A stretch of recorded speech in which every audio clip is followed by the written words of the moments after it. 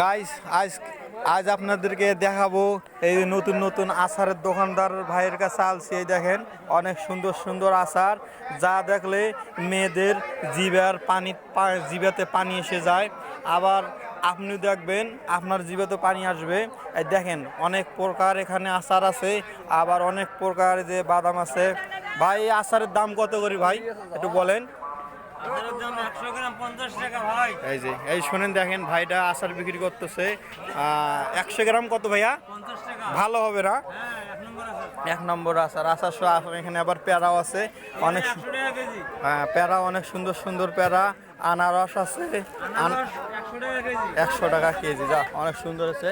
এখানে আছে চানাচুর। এই যে যা হোক আজকে রাইস অনেকগুলো দেখালাম।